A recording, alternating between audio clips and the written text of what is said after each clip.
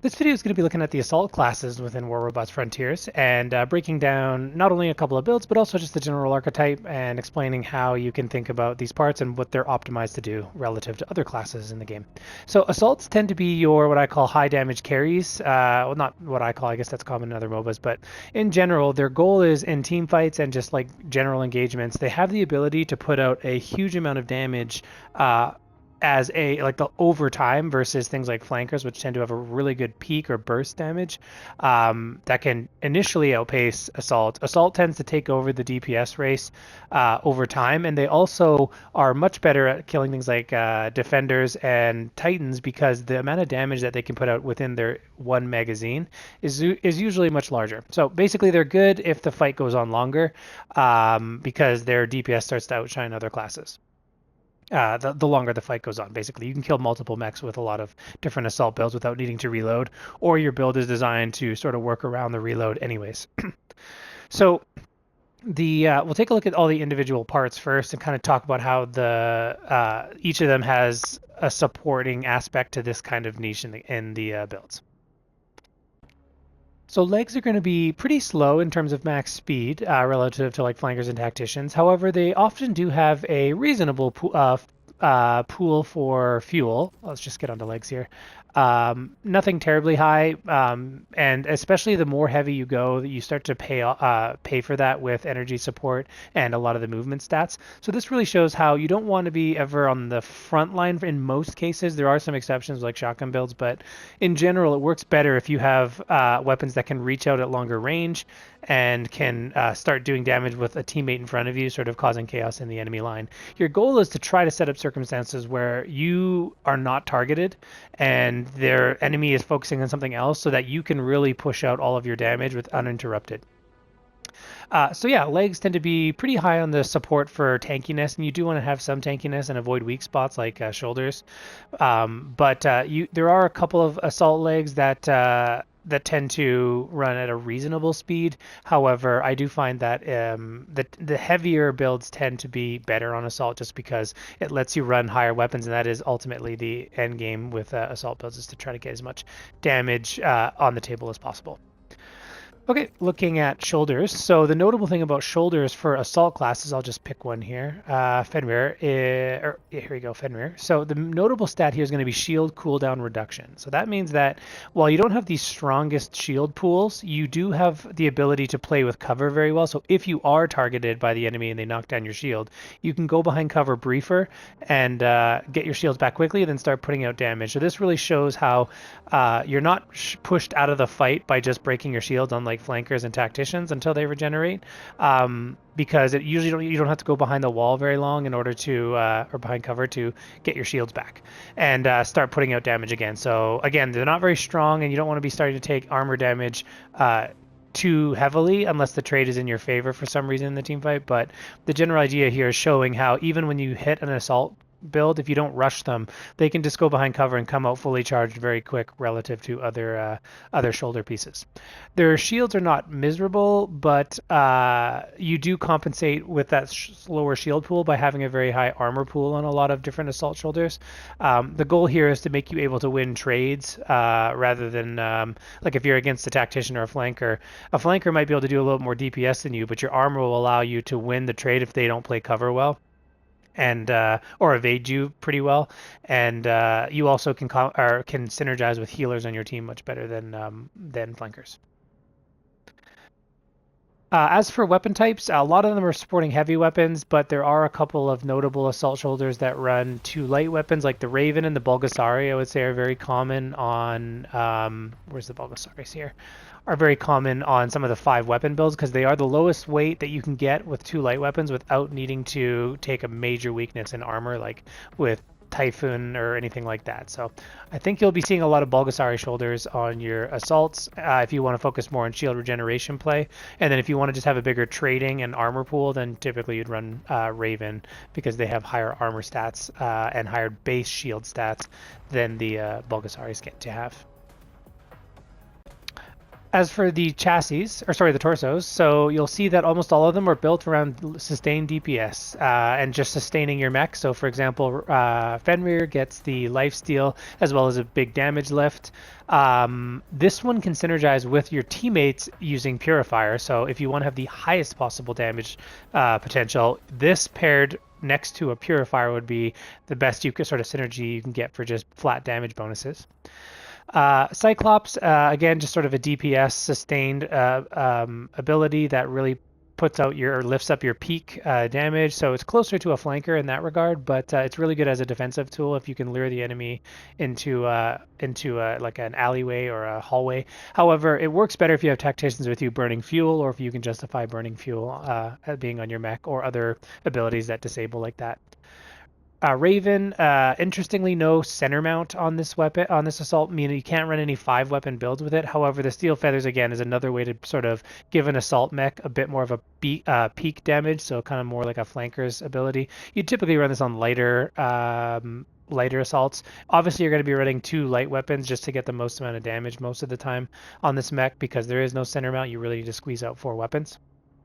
Not to be saying that that's totally required, but just as a heads up, it's probably going to be likely on most mechs. It's also got really good range, and the armor damage that it dots, like damage over time adds, is not listed here. It's like 15 to 18,000. So, and it ticks for that. So what you often do with this, you can even do this with Gozers at long range, which is what I do.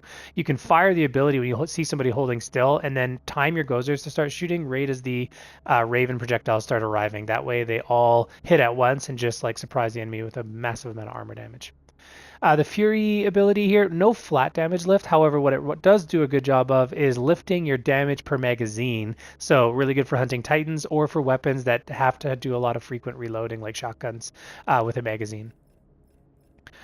The next assault will be Purifier. Again, this is just a flat damage lift. However, it does get stronger the more enemies' shields you break and armor you break. So, like, for example, if you see 2 people with small shields, breaking both their shields before you start to target armor, as long as you have the magazine size for it, can really make this perk lift everybody's damage really rapidly. So a very strong team fighting ability. Usually more frontline, though, because you do have to kind of be in the thick of it in order to give everybody else the damage bonus. The Bulgasari, long range, basically like an artillery function, or a really good way to just do a lot of armor damage. It does start to shine a lot better the more you level it up as the radius gets bigger, so you get more overlapping missiles. What else do we have here? We've got Pursuer, getting to all the assaults here. I think that's all of them. Okay, so that basically covers the torsos. We'll take a look at 6 different assault builds as well quickly. I will have to be a little bit faster just so I can fit some time in this video. A lot of my pilots aren't finished yet, but here, as I mentioned, I run the Raven and the Gozers here, as this creates sort of a longer range semi-sniping assault build that I usually run earlier. It's a little bit faster as well with the Raven legs. The nanite repair really helps offset the fact that Gozers need to trade for a long time in order to dump their magazine, and so you often are taking armor damage every fight. But this helps this build really sustain and keep pushing longer and longer. Also, the fact that Raven has a very short cooldown works really well with the charge loop, getting you your cycle heals really fast. I don't have well timed on this perk, but if you can set up situations where the enemies are distracted by another teammate and you can use this, you can really amplify your damage, which helps with longer range builds. Well time tends to shine there. Other than that, I basically just have a bunch of perks to help me get some shields back or have a higher base pool of shields in order to not rely on the nanite repair, because again, Gozers really tend to do a lot of trading as they draw a lot of attention. They're very easy to see, and they tend to be like, you want to be using the well-timed perk whenever you can. And so yeah, you will be expecting to take a lot of armor damage, and so you can get a lot of sustain at a nanite repair. Okay, so here's a good look at how to play the Gozer with the Raven. So again, you have really good long range. You want to leverage that as far as an assault build goes, and really maximizing the cover usage. But you'll notice that this build can put out a huge peak amount of damage if you combine the Raven with it. And don't forget, it has really good It has really good reload time on that ability, so you really want to be maximizing your usage of it.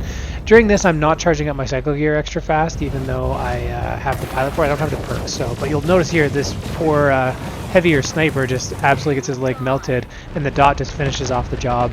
So really don't underestimate. If you can land the whole Raven salvo into a module, it's basically the equivalent of a flanker's DPS. So yeah, you want to try to be using that frequently and keeping its cooldown up so that you're getting something out of it. It's really good for chipping free armor damage into max 2 because they'll often let you finish off the shield with the Gozers before they start to back off. So you don't really need reload power-ups as your cooldowns are quite low unless the cycle gear needing to be charged is of like an urgent need. But yeah, you're also really good at preventing enemies from getting their shields back in team fights when they're trying to turtle. So like you don't even have to hit them that hard. Just hit them frequently, even just a little bit. Even if there's other targets that are good to kill, your job as well is to really focus on preventing the enemy from getting any of their shields back. And you're going to do that by leveraging both the fact that you have a dot damage over time, as well as the long range of the Gozers can really scratch enemies behind cover, and you can't really miss with it because as long as they peek over even a sliver, you're probably going to rub the Gozer line across them. Just don't remember, you're a little more fragile than other assault mechs, so you really need to be playing the shield cover more and taking advantage of your range in order to play at a range that most benefits you and least benefits their weapon types.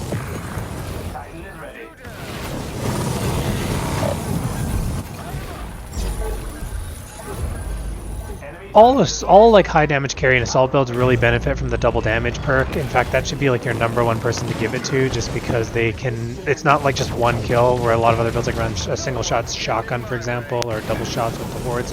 Your ability to put out damage across multiple enemies with the large magazines is really notable.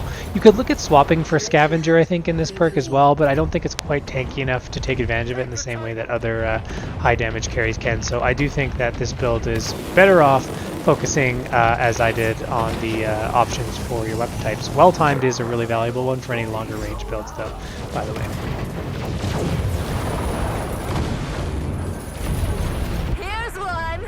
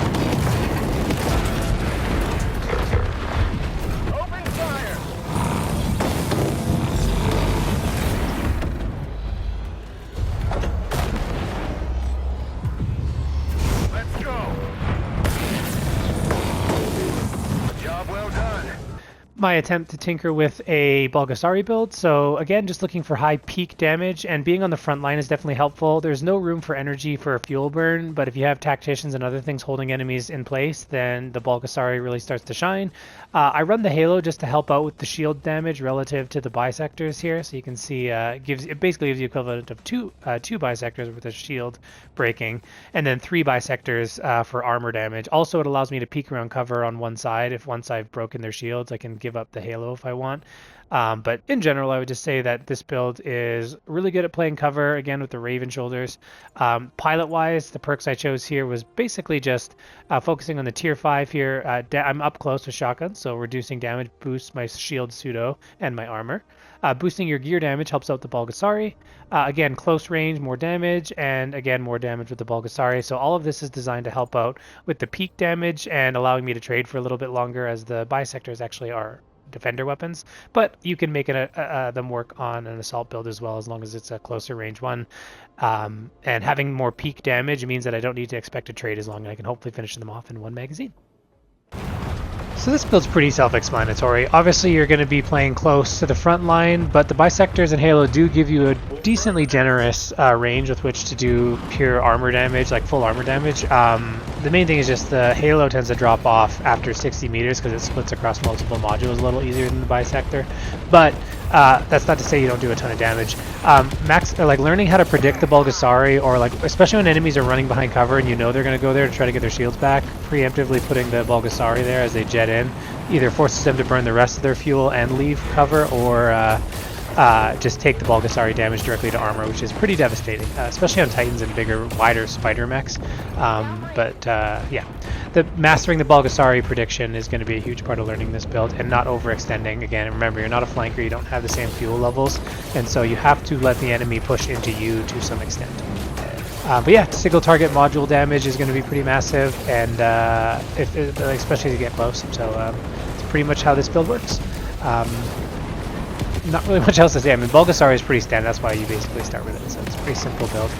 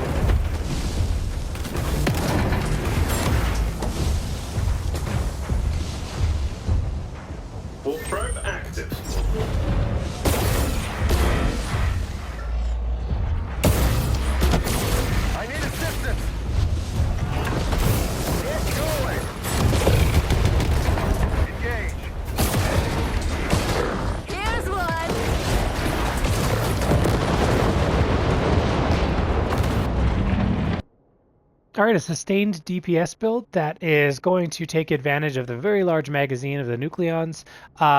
One perk that I wish I could fit on this build would have been Scavenger. It is worth checking that out. However, if I'm going to run Death Ray, I think that the Scavenger would be really good with the Nucleons. However, with Death Ray, I think that trying to reduce the cooldowns is a really huge asset, as it is quite punishing even at higher levels. Here I've got a level 13 one. You can see 45 seconds is a lot.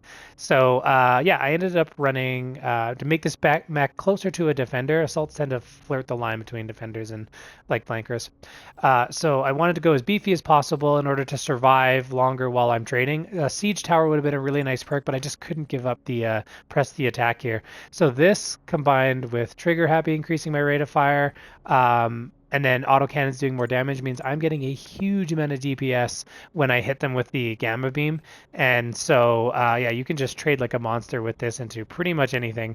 The Energy Wall kind of makes up for not having Siege Tower, and then we also have Iron Veil to further help us out again for not using Siege Tower. So that's why this perk works. And then the Nucleons are just really strong as is. So this is a heavier mech that requires careful decisions about when to use Gamma Beam, when to just rely on the regular Nucleon DPS. But you really want to try to find an enemy that's overextended or doesn't have cover close and doesn't have much fuel left. So yeah, working with tacticians on this build is critical. Keep in mind your effective range is also 500. So this is a backline or like mid to backline type of build.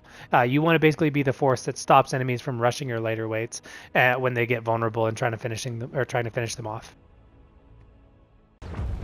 So for this build, just remember you're more of a defender assault hybrid than a flanker assault hybrid, so you really want to use your ability to punish overextensions by the enemy. And if you can work with the tactician, all the better, because the death beam combined with your sped up Nucleons is a ridiculous amount of damage. Just remember to lead your Nucleons as necessary. You really benefit from the rearm power up, given your long cooldowns, as well as the fact that you're running a consumable, and you also have a cycle gear, so you really want to try to capitalize on those. Don't forget to scratch enemies' armor every time you get the chance, because if you manage to get an assist, you're going to reduce your death rate cooldown as well. So really try to take advantage of that. Even if I didn't keep the death ray beam on them, the Nucleons just do a massive amount of damage when they're sped up with 2 fire rate perks. So like 22% faster fire rate is just an insane amount of damage. I didn't have Scavenger on this build, but you could look around at swapping the pilot for like Scavenger and Siege Tower. I don't know if that's possible, but I just couldn't pass up the double fire rate. It's terrifying on this build when enemies rush into it, hit the wall, and then they're just melted in like not even like a couple of seconds. The energy wall, you don't forget to place that before you start death beaming, just because it's annoying to have to waste some of your death beam. And then also you have the cycle gear, don't forget, so when you do, if enemies start to rush you, really maximize using that and cancel your death beam before fueling, or you can, there's a slight delay before fueling so that you don't accidentally jet straight for it. It seems to be like a bug, but yeah, if you're a little bit too quick on the fuel activation, you'll jet straight forward.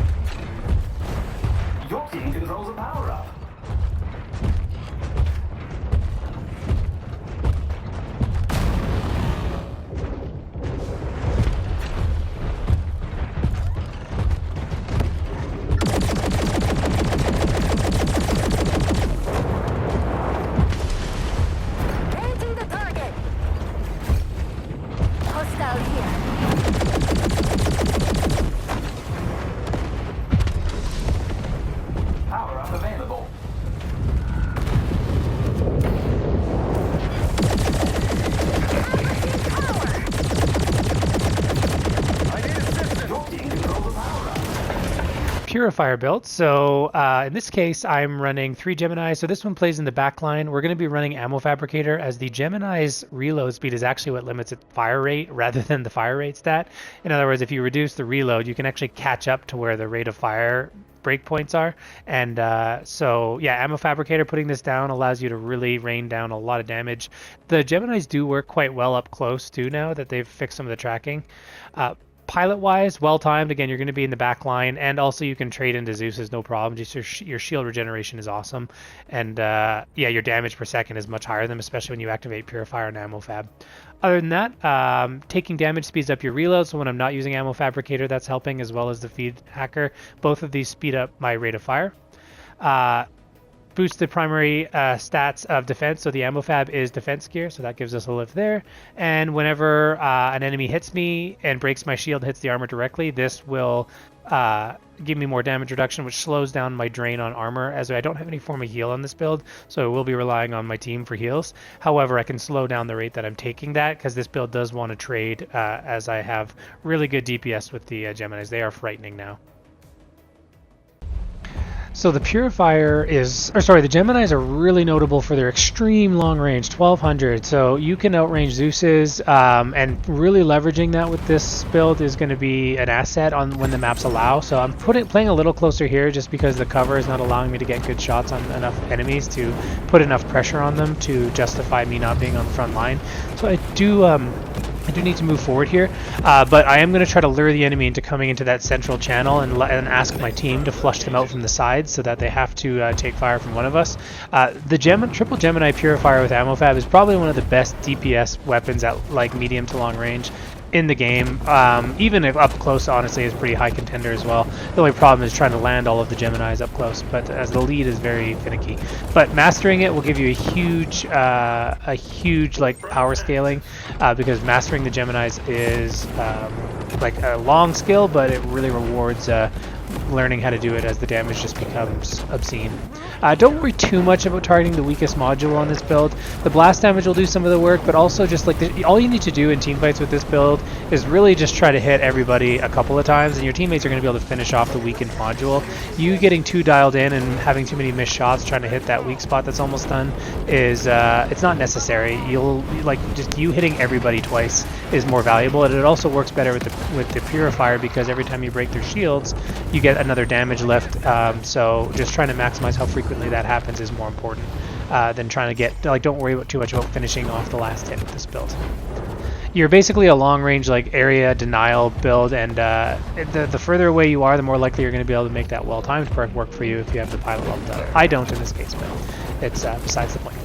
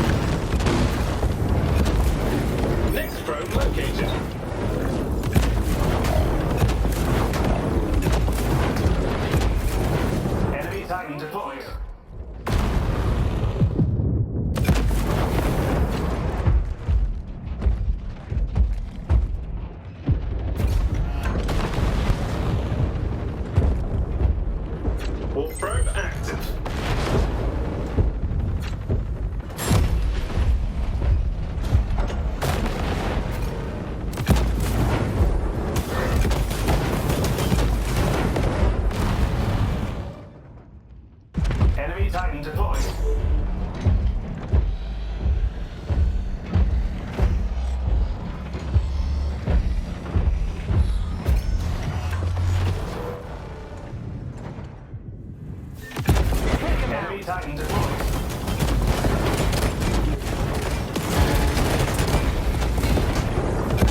Allies close to victory.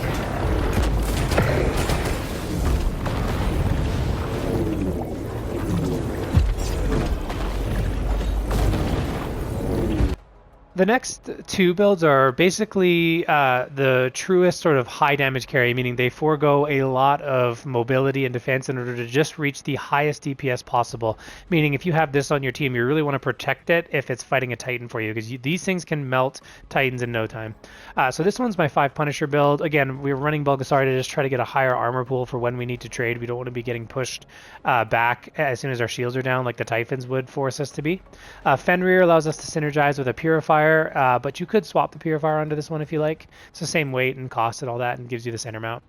Pilot, quite interesting here. Scavenger is huge. So because of how much DPS this build does, you can kill lightweights extremely quickly, and oftentimes even before you've used 30% of your ammo, so you can sort of daisy chain multiple kills on lightweights.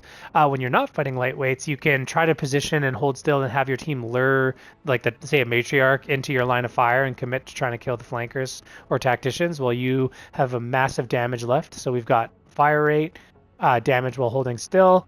This is lifting our Fenrir. This is allowing us to refill our ammo during team fights by just finishing off the kills, which will happen a lot more, and you'll see how crazy it is, how much ammo you can daisy chain. And then just a flat DPS reduction is helpful for helping us trade and shrug off the little bits of fire, not forcing us to back off too early. Biggest trouble you'll have with the Punishers is you do have to lead them quite a lot. They have a slower projectile speed. However, you can reach out to quite decent range at 380 meters before the drop-off. And lastly, the Fenrir legs do limit some of your ability to move around, obviously. So this build doesn't have much mobility, meaning you need to be very careful not to overextend, or you can get caught out and target your Bulgasari shoulders and finish you off pretty quickly if you get isolated. So here's just a really good illustration of how fast you can melt Matriarchs with Fenrir 5 Punisher. I didn't even take advantage of the well-timed perk here, but you can just see that it's pretty devastating, and a lot of times the Matriarchs won't even realize until it's too late how low they just got from full armor, and then they won't even activate the heal in time. Obviously with this build you definitely want to be on top of the double damages whenever those come up, because not only do you have the range to not have to worry about overcommitting and getting bullied out while you regenerate your shields, but yeah, just your sheer amount of damage, plus the fact that you're scavenging, it makes your scavenge perk more efficient because you don't need to burn as many bullets as you would have otherwise, so it's very easy to make it so you're basically having 0 ammo loss while shooting the Punishers, and as long as you're getting the kills, which is very hard for your team to out damage you and try to last hit the kill unless it's like a shotgun already just waiting for the hit.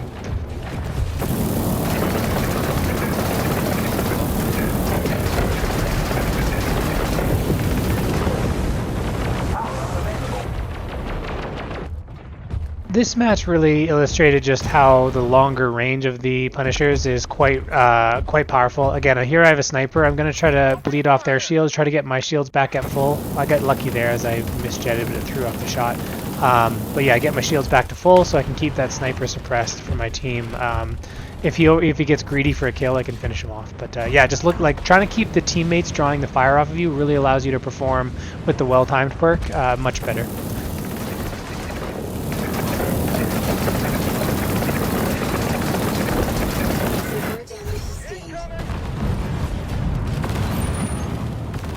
Knowing when to conserve Fenrir for when it matters is also a big aspect, so you don't want to use it every time it's off cooldown. You want to try to find an enemy where you're going to actually be able to get a lot of the magazine on them, and or like there's multiple enemies, because if you just get a big surge of damage but then they go behind cover right away, then you've basically wasted your Fenrir. So try to take advantage of well-timed for most of those like unsure situations. Like here, if I can just hold still for a little bit, I can get well-timed to give me an extra 7%, but I want to save that Fenrir for when there's a really tanky enemy where I'm likely not going to be able to finish them off in one magazine without it, or if there's like a Titan, or if there's a weakened enemy that is like sniping, and if I can get them distracted for even a second where they're not looking at me, I can melt them at long range before they even have a chance to respond.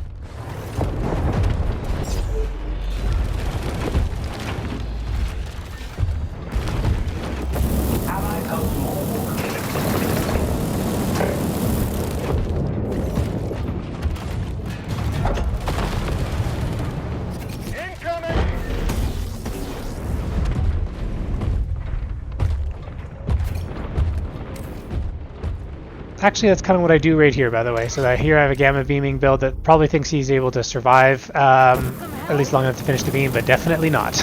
Even at this range, with my Punishers not getting full damage, it doesn't matter with well-timed and Fenrir.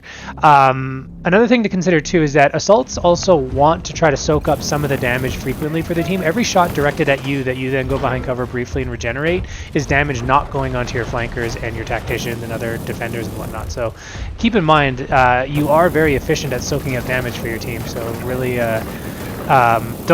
don't immediately back down as soon as you take hits. Like, try to soak up and distract the enemy's outgoing fire. Really limit how much damage they have in their magazine to put out elsewhere when possible, and when it's not interrupting your ability to put out your damage.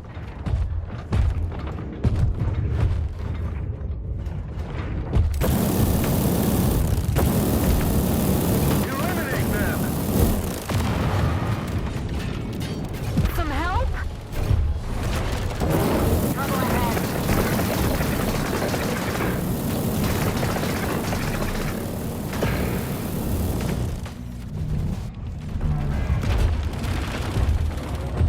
So this is basically the close range version of the last one. So where the other one is having to be in the back line, or like the mid line, this one can play up on the front line as long as it has cover with which to bound up to.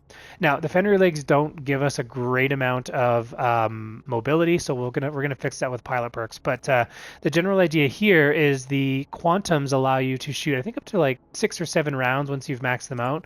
The quantums do have a huge power scaling per level relative to other weapons, so take a look at that. Like, it's really high. Let me see if I have an extra. I don't think I have an extra one. No, they're all leveled up. So, oh, here we go. So like, look at the difference in stats there. So you're getting both an armor damage lift of about like more than 10%. You're getting a rate of fire lift, and your time to reload also speeds up your DPS because the shotguns are reloading passively. So it just sort of cuts down on the time when your outgoing fire gets dropped down. Further, we're using the Fury. So once you do exhaust the magazine, you activate this, and it effectively doubles your damage per magazine, quote unquote, in the build. All right, so I picked Duncan here because of the Fuel Thief perk combined with the ability to do a few damage bonusing perks, and the tier 5 is also interesting. So this allows you to make up for the Fenrir by getting an extra dash in a fight every time you hit somebody that hasn't hit you in 10 seconds. So both you can fuel dash at someone, hit them with the quantums, you have a spare fuel dash already in reserve, and you've stolen another dash if you hit them first, like, so if they don't get the drop on you. We get flat damage reduction here. We don't really need to worry about the reload because Fury is just doing too much work here. Flat shotgun damage. This perk is the kind of perk you want to run if you run a 5-weapon build. It's very good for that. And then lastly, pushing an enemy into critical, which happens very fast with the 5 quantums, usually 1 or 2 hits. And you'll get 15% of your shield. That's mainly just to prevent ricochet from hitting you for double damage on modules frequently. You just keep getting a little bit of shield, preventing ricochet from being quite as effective, but also just mitigating damage in general. It's just, even though the Bulgasari shoulders don't have a ton of shields, which is when this perk would really shine, they have enough to matter, and I'm really excited to max these out in the next event. But yeah, this build can also melt pretty much anything extremely quickly. The main problem with this one is just making sure you don't overextend without cover. You do want to be able to play the evasion of the Fenrir with the fuel theft, and take down enemies quickly, go behind cover, get your shields full, take down enemies quickly. Just really work with your team to they'll try to fight to give you space to keep the outgoing damage going. The range of the quantums is also much more generous than other shotguns. I find that about 150 is when you can target all the shots into one module. Although it does do full damage up to 200, it just tends to split across modules. So you do want to try to flirt with keeping them in the 130 to 150 range if possible, unless their weapons disincentivize that, like if they're running heavy shotguns and it's a defender, for example. Alright, so as a shotgun build with Fenrir legs, your biggest issue is going to be overextending when you shouldn't. So keep in mind you have Fuel Thief every time you hit one of those enemies that hasn't hit you in 10 seconds. So during team fights, look for an enemy that you're not fighting and is fighting somebody else if you need to steal fuel. And you've already either killed or can't finish off the enemy that you're actively engaged in.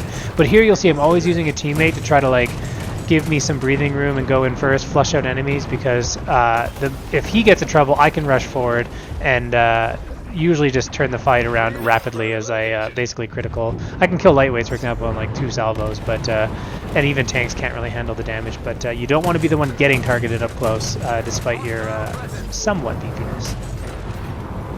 A good way to think about this assault build is that your job is to stabilize the front line. So you want to make it so that if the enemies push into your team, that they walk into a wall of damage here that just completely melts enemies before any chaos can be caused and like confusion sown in the ranks. Because a lot of times what flankers try to do is just make the whole front line target them, which throws off their awareness, and the flanker then retreats with their evasion methods, and then the rest of the team piles in while everybody's sort of in chaos.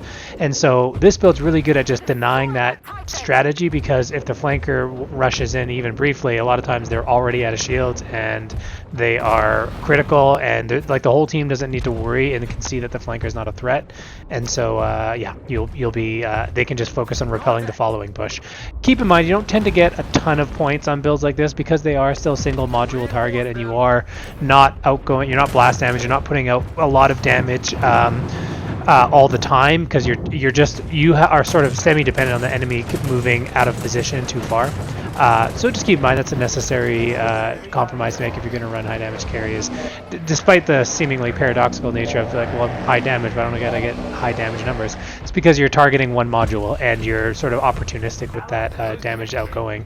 You don't just constantly push and rush forward to the battle all the time. So your job is really to maintain your own safety while still contributing enough pressure that the team doesn't feel like they're taking on like somebody's not taking on 2v1. Oh, and your other job is obviously to take out Titans. That is what you specialize in just because of your huge damage capacity. Here you can just see a Grim rushes me without a shield, which is a mistake. It doesn't even get the chance to start like hitting me here. You definitely don't want to do that against this build, as even though I'm not aiming that well, it doesn't even matter because I just melt the Grim right away. But yeah, your range is quite generous with the Quantums there. I'm kind of bad at aiming the lead with these still. I'm still feeling it out. So ping is going to be an issue on this build, but you can see there when I didn't miss just how well it performs even at reasonable range.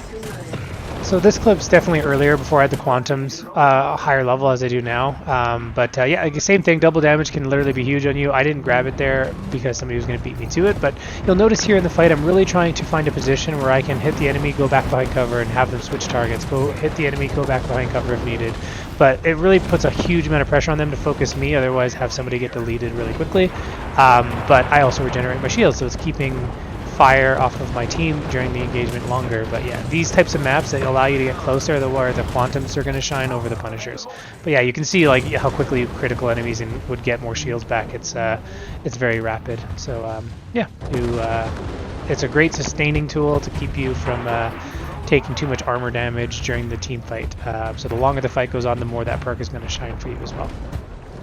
Your big question here is taking on matriarchs because of the drone swarm ability. You really want to bait that out before you go in, and after that you're basically you can rush them and try to melt down that leg.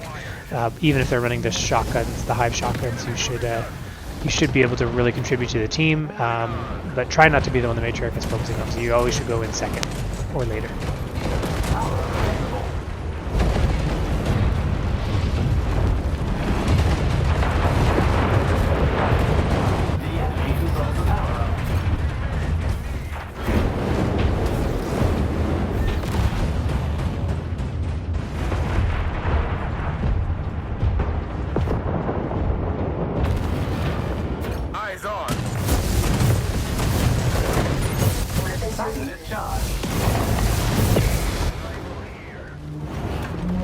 Allies are close to victory.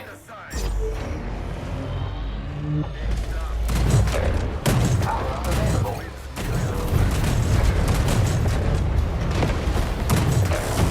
Trouble ahead. Moving on.